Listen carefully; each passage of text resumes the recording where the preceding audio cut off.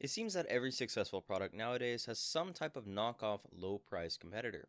This can be good as you can easily save a lot of money on a product with comparable performance, or it can be bad if you end up with something that is junk. Today we'll be looking into the SJ4000, a GoPro lookalike priced at $100 US. I want to start this review off with a disclaimer. No, this camera does not meet or exceed the performance of a recently released GoPro, and it shouldn't be expected to either, but it does offer an experience that is similar to what older model of GoPros provided performance-wise. Let's take a look at the specs. With the camera weighing around 60 grams, it's quite light. Inside is an Aptina AR0330 sensor capable of shooting up to 12 megapixel stills in 1080p at 30 fps. Although you are able to shoot in full HD, you're not getting the more fluid 60 fps experience.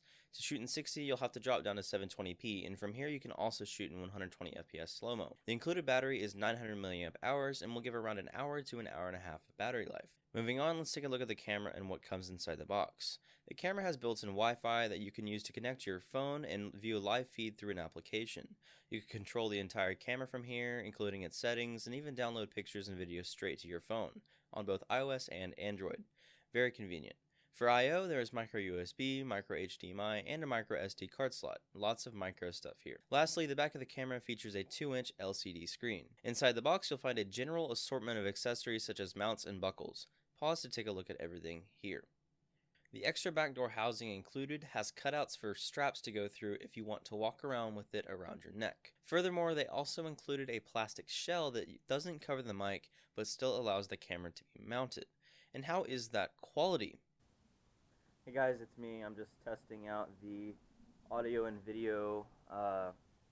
This is 1080p at 30 fps with the plastic shell piece on. So you should be getting the best audio experience as well as the best video experience that this camera can offer right here, as I am walking at like 3:30ish, and so pretty good lighting conditions.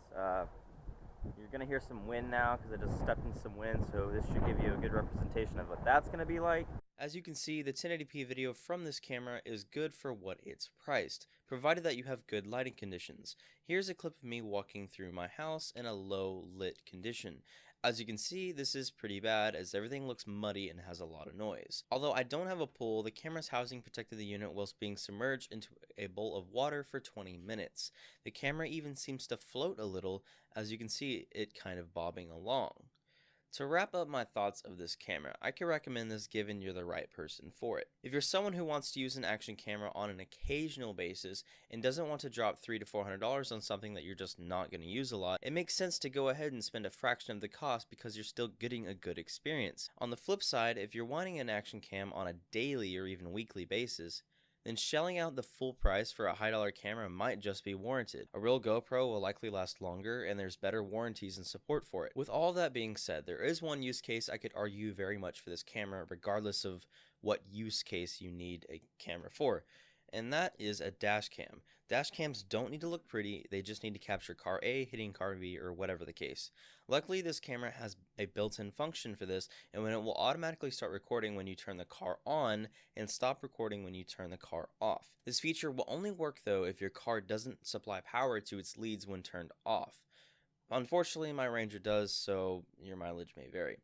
And one more thing before I go. Make sure you're not getting a fake SJ4000. Yes, they make fake ones. This 4K one right here looks exactly like the real one, with the exception being the writing on the front. If you accidentally purchase one of these fake ones, you'll know right away because the video quality is pretty trash. Alright guys, I've blabbled enough. I'll leave a link in the video description to this camera as well as the one without Wi-Fi if you want to save a few bucks. Thanks for watching and have a great day.